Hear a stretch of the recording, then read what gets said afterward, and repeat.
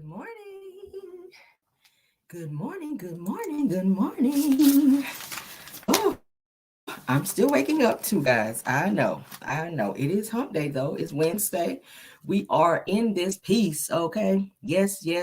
Thank y'all for being here, joining. Thank you, Rose Armstead. Thank you, Beverly Jacks, for being here. I see a few more of you guys coming in.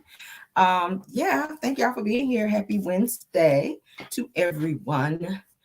We have a great show planned for you guys this morning. Hopefully, you guys rested well last night.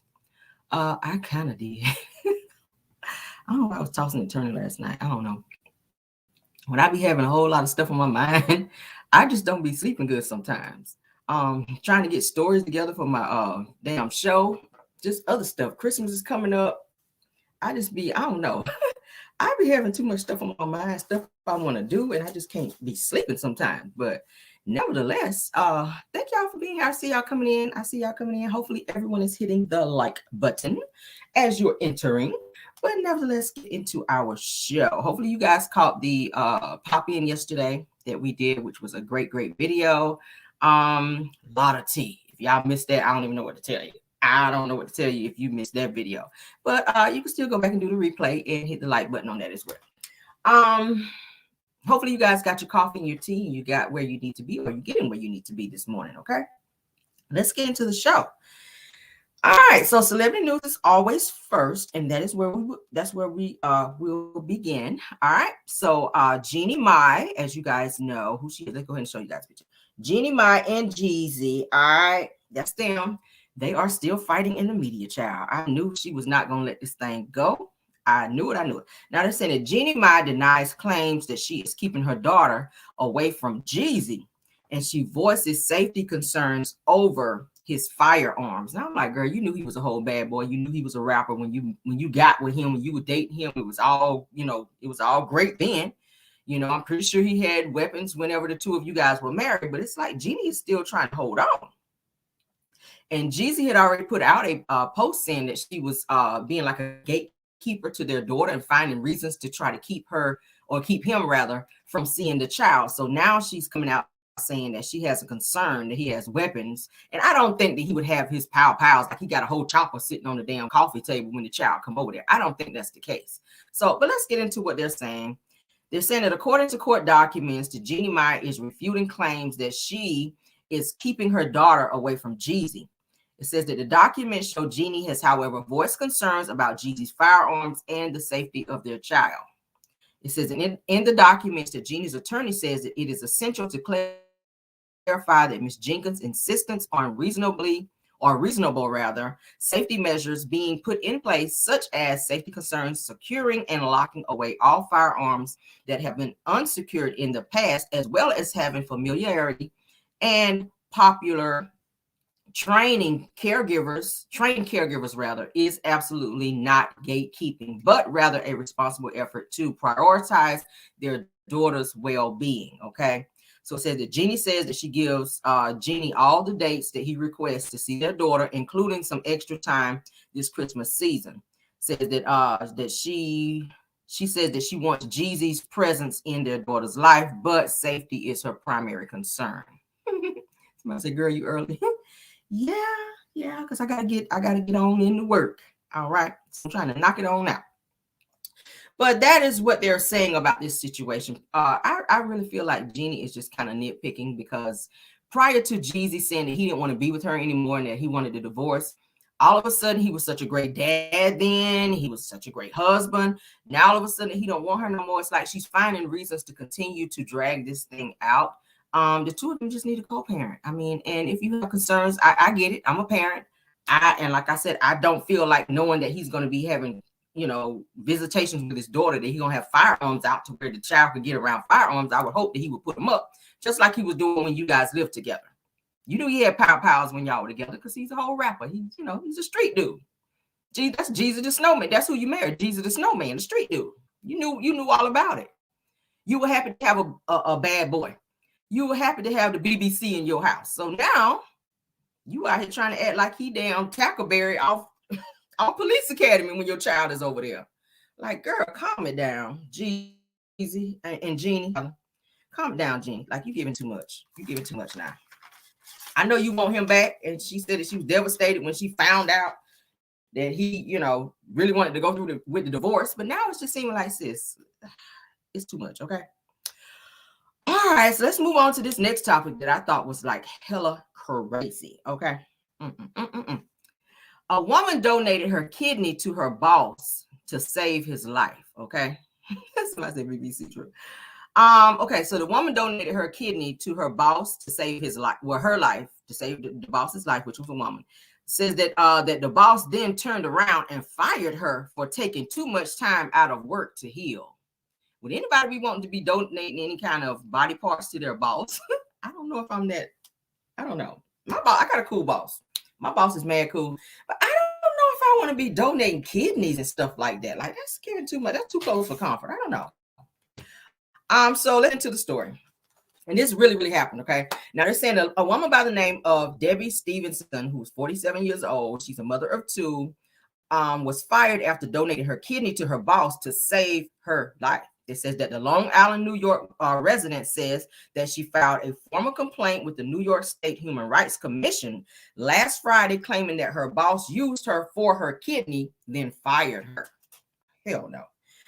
Says that her boss, who was a 61-year-old named Jackie Brusha, she worked at the Atlantic Automotive Group, says that she hired Debbie as an assistant in January of 2009. Okay. Now it says that Debbie says that her boss started treating her horribly after the surgery. Now they're saying that Debbie underwent surgery August the 10th of 2011. That says that where doctors actually hit a nerve in her leg, causing digestive problems. Okay. Says that she returned back to work 4 weeks later, and her boss began treating her very bad and nitpicking everything after that. Now they're saying that Jackie is suing for lost wages, harassment, as well as emotional distress and unlawful termination, as well as retaliation. Okay. And that shit crazy. I would never have done that. But yeah, so after all this time, she thought that they had her boss, she was saying her boss came to her and was complaining about she was sick, she needed a kidney, They became really good friends and they had a great rapport with one another. And upon talking to this boss, she was like, oh my God, I want to help you. And she donated her damn kidney to her. And once she had the surgery and the woman got her kidney, she then started treating her like shit. And then very shortly thereafter told her, you take too much time out of work, so I got to let you go. Bitch, what? You the reason why I'm out of work. I would have been like, okay, if I go, the kidney go. All right, come on, let's go to the bathroom. Let's go to the bathroom. And I'm going to need my kidney up off you. Then I will go. Okay, I'm not leaving without my kidney. I don't care how it happens. I'm not leaving without my kidney. That's kind of the attitude I would have. Because Caramel's petty like that. Y'all know I'm petty. I would be like, bitch, I'm not going anywhere without my kidney. You're going to fire me, you're firing the kidney. All right? See how your ass pee after that. Give me back my kidney. I would be on that type of bullshit. Yeah, that's what I would be on. But nevertheless, she is suing. Hopefully she gets what she needs out of that situation. Yeah, and I will give you as I hear it. But that's kind of effed up. Bitch, you're not going to take my damn body parts and then tell me, oh yeah, by the way, you fired. Bitch, you, okay, I ain't going to say. I'm gonna have to put this Solange on you. I'm be like, let's go to the elevator. Okay, I'm gonna have to turn it to Solange on her ass. Y'all know what happened with Solange in the elevator. I'm like, let's talk in the elevator. Okay. I'm gonna press B. I done told y'all B means beat down in the elevator. When you get in the elevator with somebody and you press B, you're not going to the basement. B means beat down. So I'm like, let's go to the elevator and talk about this right quick. It ain't gotta end like this. Let's go to the elevator and talk. I'm going there and press B, and you already know what happened after that. Okay. And when you come out of there limping and your damn eye is hurting, then you know what we're talking about. All right. But yeah, that's what it's giving. That's what it's giving. You ain't gonna find me and take my damn kidney. Oh yeah, I'm gonna turn into Solange on that ass. You're getting every windmill, every uppercut, every stomp out, all that. And repeat, okay? Beat and repeat. Beat and repeat. Now I'm press B again. Beat and repeat. Do I promote violence? In that instance, maybe. Oh yeah. Oh yeah. Oh yeah. Somebody got to get it. All right, so let's move on, honey. Let's move on to the next topic. Oh, yeah, this topic right here is crazy. When I saw this, I said, yeah, I got to talk about this. I got to talk about this because this heifer right here crazy. All right, now a Memphis woman. What's wrong with people in Memphis? Y'all crazy. I like y'all. Thank y'all if you're in my chat. But folk from Memphis, I know a few people from Memphis, and they be on that set it off. This chick right here is crazy. Now they're saying that a Memphis woman is arrested after allegedly setting her boyfriend's bed on fire while he was sleeping with the new girlfriend and their baby in the bed. Check this shit out. Now they're saying that a 20-year-old woman in Tennessee is currently facing charges after being arrested on Friday. Okay. It says that the woman allegedly tried to set her ex-boyfriend's bed on fire while he, his girlfriend, and the girlfriend's baby were sleeping. Okay. It says that according to Law and Crime, Derrick B. Wiggins, which is her name, was charged with 1 count each of aggravated arson, setting fire to another person's property, and reckless burning, as well as 2 counts of aggravated assault. It says that Wiggins, honey, was recently taken into custody, but the alleged incident reportedly took place March 1st of 2023. According to the reports, they said that authorities responded to a 911 call regarding a fire at a home. Okay, and upon arriving at the scene, it says that the first responder said that the fire had been put out quickly after it started. Fortunately, the man and the woman and the baby were able to escape the incident unharmed, thank God. Now they're saying that Wiggins' ex-boyfriend spoke with officers that night and stated that he woke up to the comforter in flames, and was able to extinguish the fire. Says that he then left the bedroom and allegedly noticed Wiggins in the driveway where the two got into a heated confrontation. All right. It says that police also reportedly noted that security footage from a Ring doorbell cam showed a woman who appeared to be Wiggins entering the residence and then leaving a short time after the night of the fire. So she broke into their house, set the damn bed on fire while they were laying in the bed sleep. Because she wanted to be back with him. She wanted that old thing back. So she spent the block on his ass and came back and set their bed on fire. How crazy is that? That is some crazy. Now you're going to be locked up the hell up at 19 years old, locked the hell up. You have nothing else to do. You should took your ass home and went to bed. Now it could have gone left. Suppose they couldn't put that fire out. You would have burnt him up, the girl up, and the baby. Now that would have been 3 people unalived, and you probably would have got life in prison behind a moment of insanity. Like, damn, people need to understand when somebody tell you that it's over, it is over. I don't care how much you love this person, you want to be with this person, you don't have a right to break in nobody's house and orchestrate this type of level of crazy bullshit. That's what we got to call it. That's some psycho behavior.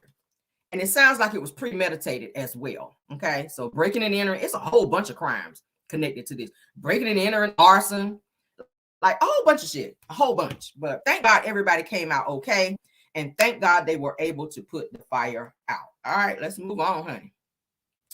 Ran into some good news, honey, about this damn Epstein situation. Now, y'all know who Epstein is, honey. This the guy that's going to show his picture. Y'all remember him. Y'all remember when he unalived himself in prison back in 2019.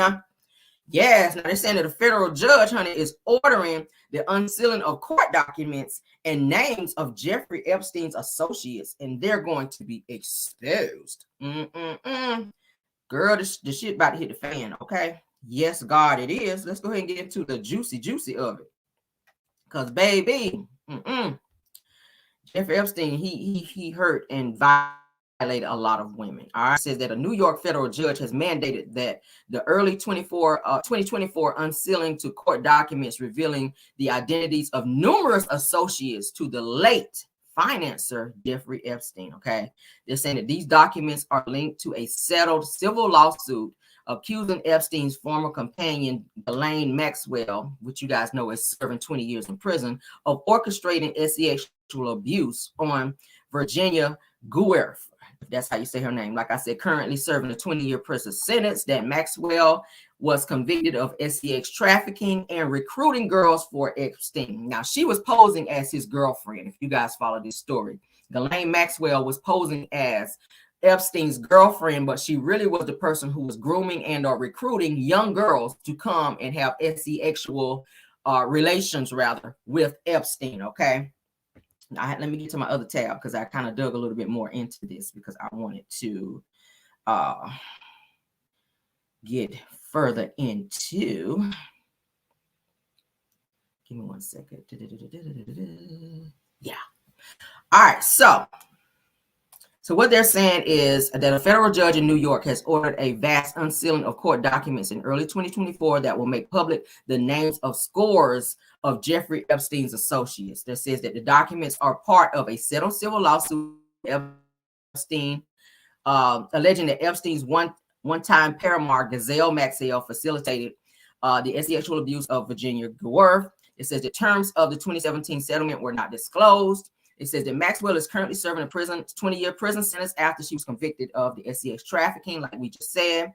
And of course, y'all know Epstein died 2019 in a Manhattan jail while waiting trial for his federal sex trafficking charges. Okay, that's him. He knew what was about to go down. He knew what was about to go down. So they said that he committed suicide with an S in prison. Now, they said that anyone who did not successfully fight to keep their name out of the civil case could see their name become public, including Epstein's victims, co-conspirators, and innocent associates. Okay, they pulling everybody up out of there. They said that Judge Loretta Presky set the release for January 1st, giving anyone who objects to their documents becoming public time to object. It says that her ruling, though, said that since some of the individuals have given media interviews, their names should not stay private. It says that the documents may not, the documents may not make clear why a certain individual became associated with Woolf's lawsuit, but more than 150 people are expected to be identified in hundreds of files that may expose more about Epstein's sex trafficking of women and girls in New York, New Mexico, the U.S. Virgin Islands, and elsewhere. Okay, so it's a lot of people that's getting ready to be exposed behind this. Some of the names may simply have been included in depositions, emails, or legal documents. Okay, it says that some of the people have already been publicly associated with Epstein. A lot of them are celebrities. I went and dug up. I saw where Chris Tucker, comedian Chris Tucker, was actually flying out on some of Epstein's private jets and stuff, and even President Bill Clinton as well. Of course, we know Donald Trump hung out real heavy with Epstein, so their names may pop up in some of this stuff. Now they're saying that, for instance, Harvard law professor Alan Dershowitz, that's how you say his name, is publicly named in the judge's order. Certain minor victims will remain redacted, okay, because of course they're minors. It says that Maxwell was a longtime associate of Epstein. She was convicted, of course, in 2021 for co-conspiring with him to recruit, groom, and abuse minors. All right, so they said in February that she asked the court to overturn her conviction and her 20-year prison sentence. They're not about to do that. They're not about to do that. All right, so we're not going to do all of that, but long story short, they are getting ready to release over 150 names that were linked to Epstein in the sex trafficking case. All right, y'all know that Prince Andrew, which is the Queen Elizabeth's son, he was also named in grooming and or participating in some very inappropriate stuff on Epstein's Island. All right, you guys have heard about that. I actually watched Epstein's documentary because y'all know I love documentaries. They actually showed that the way to get on this actual island, you can only get there by boat or by helicopter, okay? A lot of these girls that were taken to this island, and he made it that way so that the girls could not escape. And when I saw the documentary, one of the girls was saying once they got there and they realized what was getting ready to happen, that she tried to leave the island and she realized there was no way off the island. There's just like this body of water surrounding this island, and the only way you can get off is by a boat, and like I said, by helicopter. So they were stuck on this island and made to do things that they did not want to do because they were trafficked. And he took them all over the place. And at one point, whenever they found out that he was doing this and they were watching him, they told him, you're on some type of probation to where you can't even leave your house. He was sneaking away from his house and still going to like hotels and meeting young underage girls. Okay, so he knew by the time that they locked him up that he was really facing a lot of crimes and that he's probably never going to see the light of day again.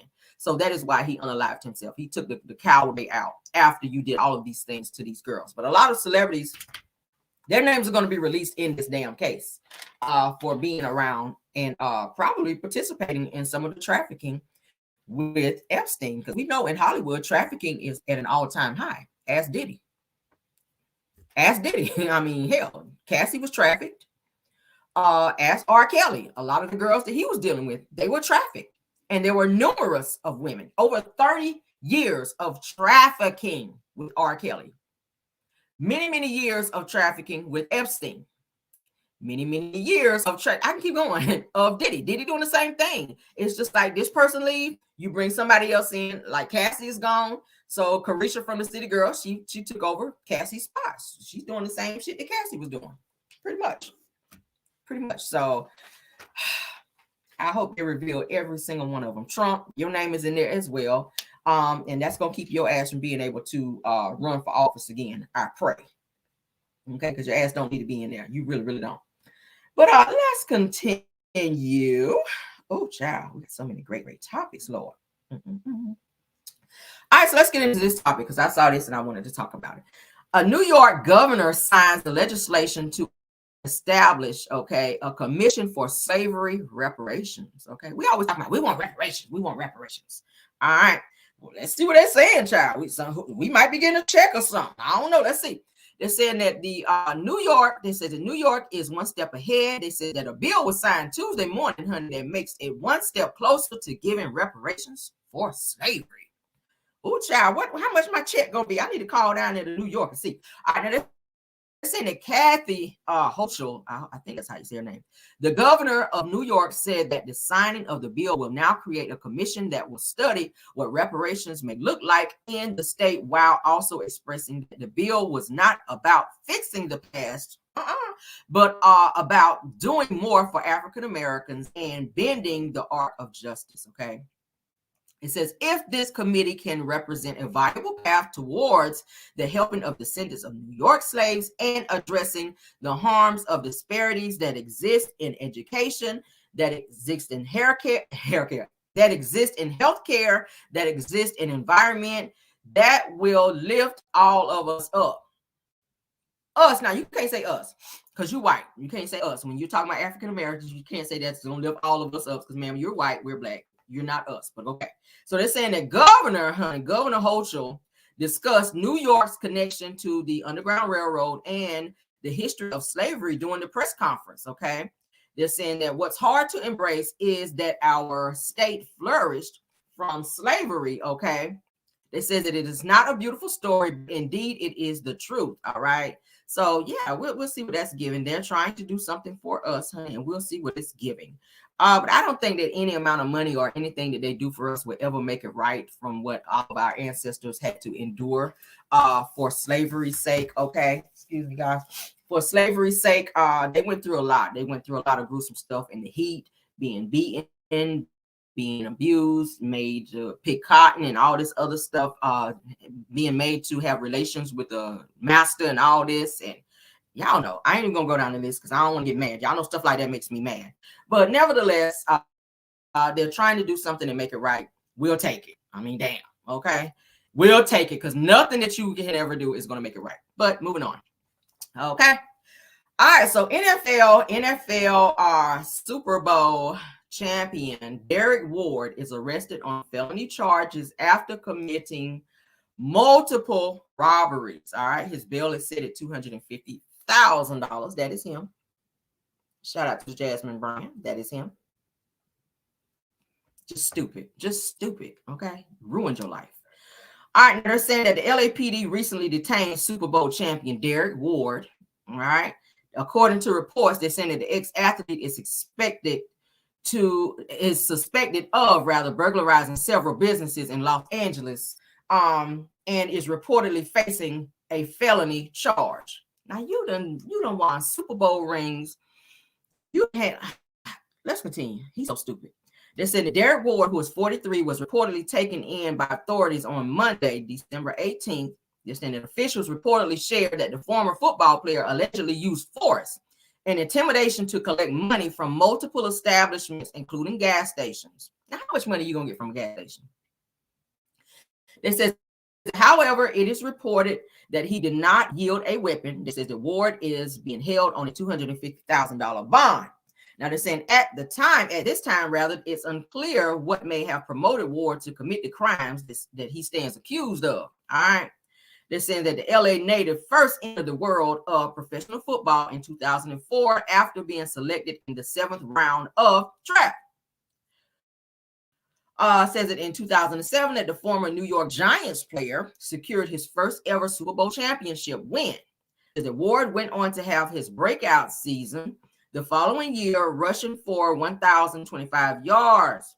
All right, and even inked a 4-year, $17 million deal with the Tampa Bay Buccaneers in 2009. So you had all of these assets and money available to you, and you single-handedly ruined your career over out here robbing folk. Like, why? I don't understand that with him. I don't understand that with him. You have single-handedly tainted your career and your name. And I mean, damn, stuff like this just makes me mad. But you really didn't have to go there. You really didn't have to go there. Damn, if you were in that much of a financial strain, you could have probably pawned your damn Super Bowl ring or something to get the money that you need, because those rings are worth a lot of money. If you were going through it like that, or take out a loan or something, but to go and have robbery put on your record like that, like, that's not a good look. That's not a good look. You could be living off your retirement because he played in the league for quite a while, since 2004. So you sitting on a nice little retirement check. So I'm not sure what made him want to do that. And maybe CTE. I mean, hell, I don't know. Shit.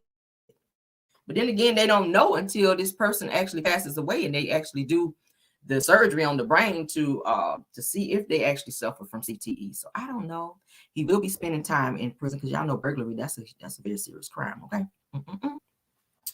All right, so a little update on Jonathan Majors, and then we're going to move on. They're saying that the jury chose to convict Jonathan Majors of assault and harassment for being rough with Grace Jabari when he was attempting to put her back inside the SUV the night of the incident. They're saying that the jury determined that he did not intentionally hurt her, but he was very aggressive with her. Okay, now we also know that she was struck by him. According to her, she did show pictures, like I said, in court, where she had this huge gash behind her ear, where she's saying that he backhanded her or slapped her, and she had some other bruises as well. I keep saying that I feel she should be charged, because she did initiate this by snatching his phone, and the fact that he was seen on video surveillance trying to get away from her after said incident, and she was chasing him.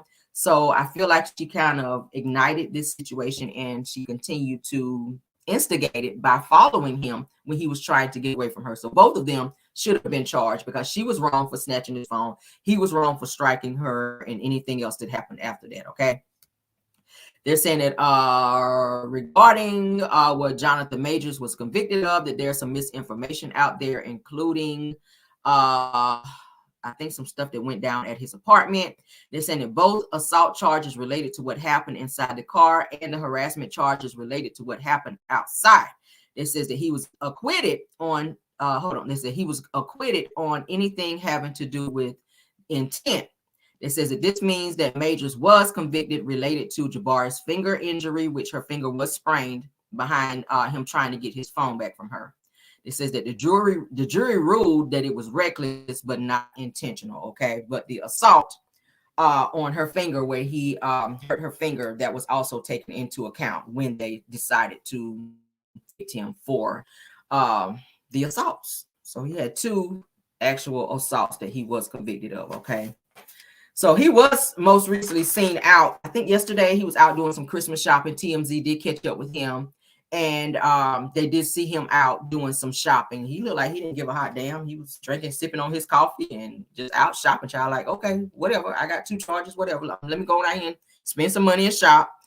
They did say that when the jury did read the conviction, that he was guilty. They said that Megan Good was seen very emotional, and that she did break out and start crying in court. Okay, behind them reading the guilty verdict, saying that he was guilty. So I don't know what that was. I mean, she is an actress or whatever, but they said she did break out and start crying.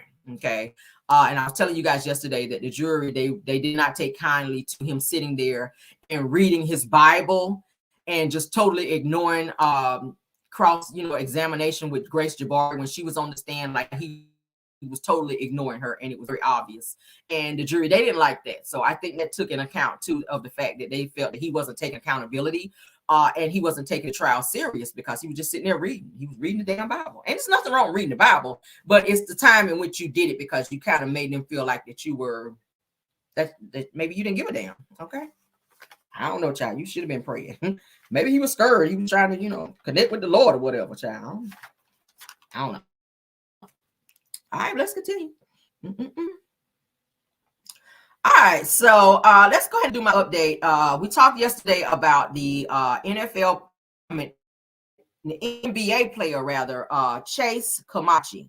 We talked about where he was. Let's go ahead and get into it. Hold on. They're saying the NBA G League player Chance Camanche confesses to angulation with an S, okay, of a 23-year-old woman with an HDMI cord. All right. Now, we talked about this yesterday. There were some new developments that came out. I also have a news thing that I'm going to read to you guys as well. This shit is crazy. It sounded like Chance actually used his girlfriend, and the girl was actually a friend of the girl that the two of them unalived. Okay, this shit is crazy. Now, he actually played a game. Okay, he was in the NBA. He played a game. He left the actual game and when it hooked up with this girl to go and lure the 23-year-old so that they could unalive her. Police, they did see text messages back and forth from Chance and the girl that was actually in question of helping him unalive this girl. And they were talking about how they were going to unalive her, which is so stupid. Why would you text that? Oh my God. All right, so I'm gonna play the news thing first, and then we're gonna read up on what they're saying, because this shit crazy. It's crazy. It's crazy. Kidnapping and the murder of a woman who was visiting Las Vegas. One of the suspects was at one point friends with the victim. The other, an NBA G League basketball player just released from his team. 19-year-old Sakari Harnden and 27-year-old Chance Camanche are facing murder charges. Fox News' Mike Allen joins us now to explain what we know about the case tonight, Mike. Yeah, Kim, Jacqueline, I read through the entire police report tonight, and that included text messages sent between the two suspects talking about different ways to kill. 19-year-old Sakari Harnden and 27-year-old Chance Camanche have both been arrested, each facing an open murder charge in the death of 23-year-old Marina Rogers. Police found that Harnden was upset with Rogers after she told mutual friends that Harnden recently provided information to police, resulting in her boyfriend's are in custody tonight in California for a separate double murder case. The report says Harnden contacted her ex-boyfriend Camanche, who was a basketball player for the NBA G League Stockton Kings. The team released him in the wake of his arrest. Together, they began plotting the kidnapping and murder of Rogers, as seen in text exchanges. Camanche started a group chat with Harnden that included a friend identified by police as Trey, who asked what Camanche wanted done to the victim. Camanche responded with a coffin emoji, and Harnden with two peace sign emojis and a white dove. Trey eventually declined to be part of the murder plot, but Harnden and Camanche continued planning. Camanche suggested getting Rogers drunk and mixing rat poison in her drink, or making her overdose on drugs, adding, "There's a lot of ways to kill people." Eventually, Harnden told Camanche to sit in the backseat of her car while they picked up Rogers and pretend to be a trick, which is slang for a solicitor of female sex workers, which multiple people in the report said both Rogers in California and Harnden were.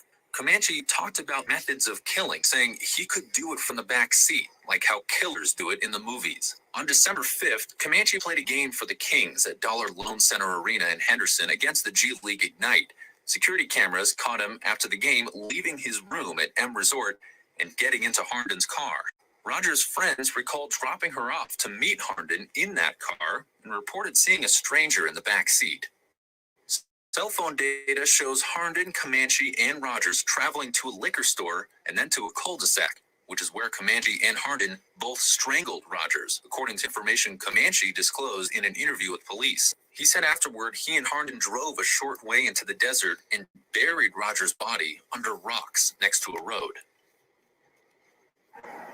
Camanche pointed out the location of Rogers' body to police during his interview, and shortly afterward, her body was recovered. Reporting live tonight, Mike Allen and Harnden were. Fox 5 News, local Las Vegas. Herndon has been charged with 1 count of open murder in Clark County Justice Court. Camanche is currently in custody in Sacramento. No date for extradition nor a Clark County court appearance has been announced. Fox 5 News, local Las Vegas. I'm so sad about that. I kind of started covering it yesterday. Thank you so much, So Real TV. She says I'm a new sub. Thanks so much for joining. Okay, I really appreciate it. We do have a lot of tea over here. All right, and don't forget to check it out. I'll pop in later. So thanks for subbing. Okay, but yeah, when I started covering this case yesterday, and I wanted to kind of dig more into it, and I ran across this particular post that kind of went more in detail into this. It's so sad. The girl only cooperated with police and told them what she knew. And they found out that she cooperated with police, and then they started devising the plan to get rid of her, okay, because she cooperated rather with police. I think that's so sad. And then the way that they did it, and then the way that they try to set it up, they're so stupid because you set your own self up. Text messages, police can go right there and pull them. I mean, I've watched enough damn First 48s to know that. They're so stupid. So stupid. And then the other guy that was going to help them do that, thank God he didn't go through with it, or his ass would have been locked up. But then again, he could be still charged with knowing that this situation was going to happen and not going to police and letting them know, maybe out of fear, maybe because he didn't go out of fear. But had he gone to the police and said, hey, I think something is going to happen to someone and maybe y'all want to look into it, maybe this girl's life could have been saved. But the fact that you were going to plan out this girl's demise with the two of them, I mean, I don't know how charges would fall in terms of that with this situation. It's sad that her life was ended in that way. She was only 23 years old. It's sad. It is sad. And the girl that was involved with the guy that actually took her out was a friend of hers. And she was doing most of the planning. That it's always your friends. You got to watch your friends. Like they say, with friends like that, you don't need enemies. This girl was her friend. And you were doing the most planning in this situation. Well, maybe we should do this and maybe we should do that. Like, they both deserve to be in prison for life for what they did to this girl. I hate that. All right, so Priscilla Presley, everybody know who Priscilla Presley is. She was married to Elvis Presley. All right. She is, y'all know they did a movie about Elvis Presley and Priscilla Presley. All right, where they talked about their life, how they met, how they actually had their daughter, Now, Priscilla Presley is getting slammed on social media, okay, after the Elvis and Priscilla Presley movie aired, okay? I didn't get a chance to watch it yet. I want to watch it because I like stuff like that. They're saying after she said that Elvis initiated a relationship with her at age 14. Now, he was 28, mind you, at the time. I kind of talked about this before. Elvis was 28 years old, and he initiated a relationship with Priscilla Presley when she was 14 years old. Her family, her parents, allowed her to spend nights at Elvis's house. Now, according to Priscilla, they were never, ever intimate during that time. I totally disagree. He's 28. What the hell does he want a 14-year-old to come and spend time with him like that and spend the night at his house? If you slept in his bed, it went down, period. She was a beautiful girl, but she was too young. And I feel like he groomed her too. Grooming was going on back then. And people can say what they want to say. Elvis groomed Priscilla. I'm going to say it again. Elvis, you groomed Priscilla because she was too young to be with you. That shit is so crazy. When I saw that, I said, wow. 14 years old. Now, this says that Elvis married her when she was 21. So she was dealing with Elvis from the age of 14 all the way up to 21. Now, they did have some breakups within that time, and she was trying to see other people, but Elvis would come in and cause such a problem, like, oh, this is my girl, you can't be with her. He was very jealous heart, and very controlling. So he didn't want her to move on with nobody else. He wanted her all for himself, but she was tired of him treating her like a father figure versus her man.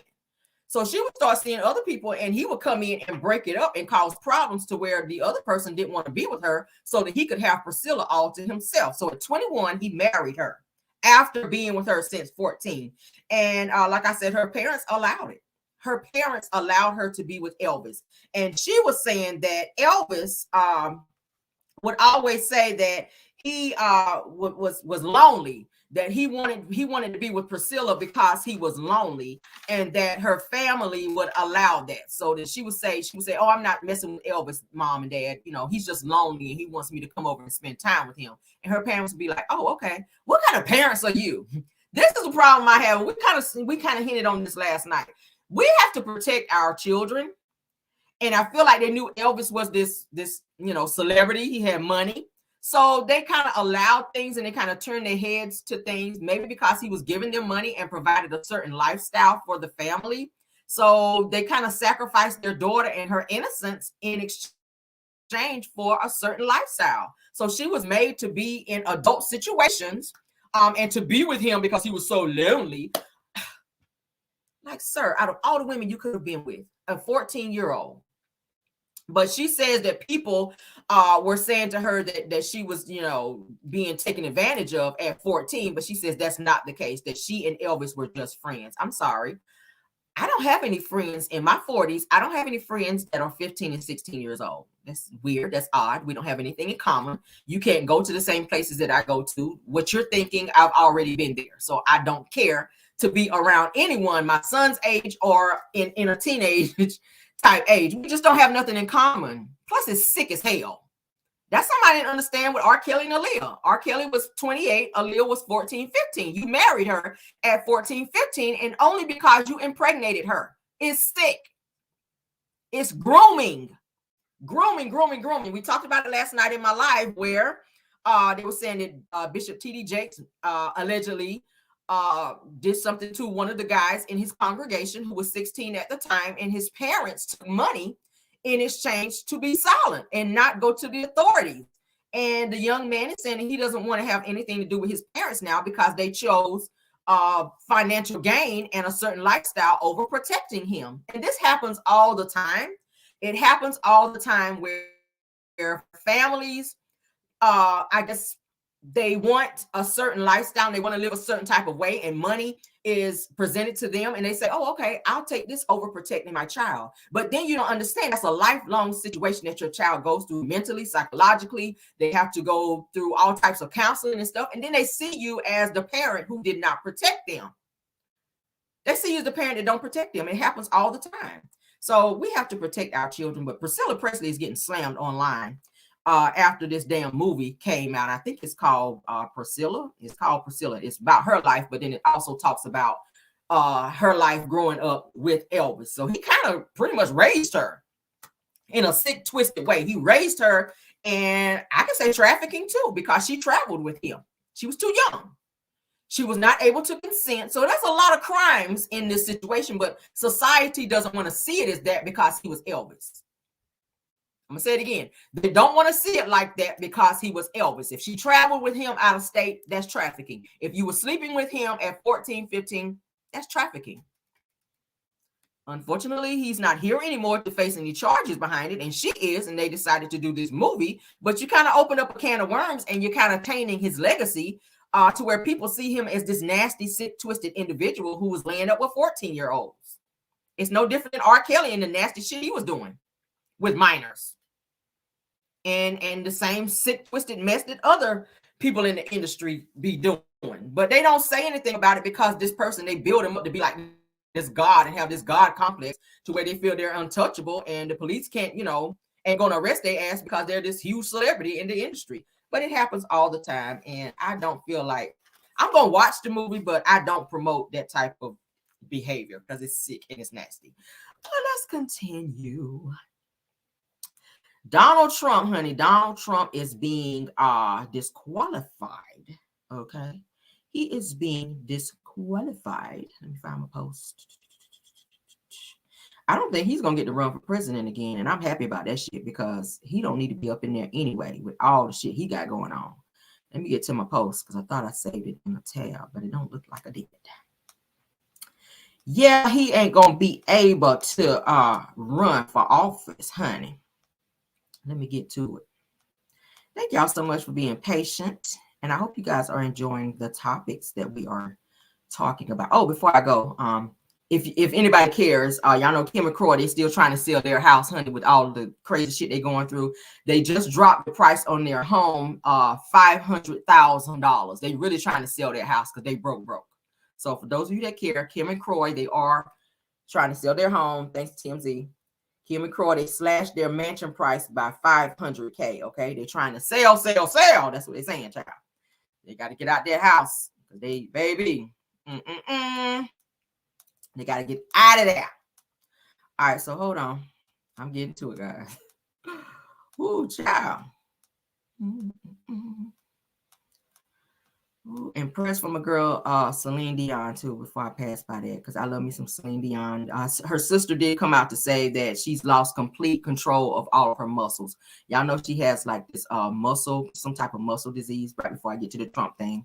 Her sister says that she lost complete control. She has stiff person syndrome. So Celine Dion is unable to perform and tour anymore because she is suffering from stiff person syndrome. She's been dealing with this for some years now. She thought that it was going to get better. It has not, but her sister did come forward to say that she's lost complete control of her muscles. So she can't do anything. I'm sad to hear that because I love me some damn Celine Dion. Like, she can do no wrong. Beautiful voice. But she is dealing with that. So prayers to her and her family for that, guys. All right. So let's get into this. Donald Trump, guys. Donald Trump is banned from Colorado's ballot in historic ruling by the state's Supreme Court. Okay. Yes, now they're saying that the divided Colorado Supreme Court on Tuesday declared that former President Donald Trump is ineligible for the White House under the U.S. Constitution Insurrection Clause and removed him from the state's presidential primary ballot, honey, setting up a likely showdown in the nation's highest court to decide whether the front runner of the GOP nomination can remain in the race. All right, he don't need to be in the race. It says that the decision from a court whose justices were all appointed by Democratic governors mark the first time in history that Section 3 of the 14th Amendment has been used to disqualify a presidential candidate. All right. It says that a majority of the court holds that Trump is disqualified from holding the office of president under the Section 3 of the 14th Amendment. The court wrote on its 4-3 decision. Okay. It says that Colorado's highest court overturned a ruling from a district court judge who found that Trump incited an insurrection for his role in the January 6, 2021 attack on the Capitol. You guys remember that when y'all saw people trying to climb over the wall? That shit was crazy, and he did nothing. It says, but said that he could not be barred from the ballot because it was unclear that the provision was intended to cover the presidency. Bullshit. Okay. Now they're saying that that the court stayed its decision until January 4th or until the U.S. Supreme Court rules in the case. And that Colorado officials say that the issue must be settled by January 5th and that the deadline for the state to print its presidential primary ballots. Okay. Now they're saying that we do not reach these conclusions lightly.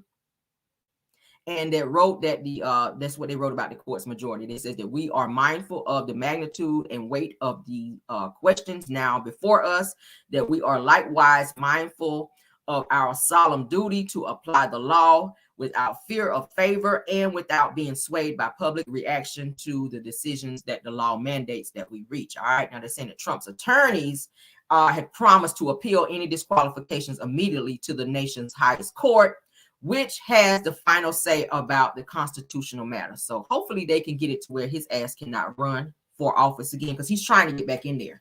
He is trying to get back in there because, you know, if he gets back into office, they can't arrest him. They can't throw his ass in jail. And he has a plethora of charges that he is facing. So he is really, really fighting to get back in office to avoid, I think, prison time. And you guys already know that this, like I said, these names are getting ready to be released with this Epstein situation. And I already know Trump's name is going to come out in this situation. I already know. Trump's name is going to be mentioned in the situation at which he's going to have, that's going to tack right on to the end of all the other charges that he's facing, okay? So this situation will make it harder for Trump to actually reach the 270 to secure the presidency, okay? And that's just how that's going to work out. But I feel like his ass is going to be hopefully locked up by then. We'll see. I'm praying.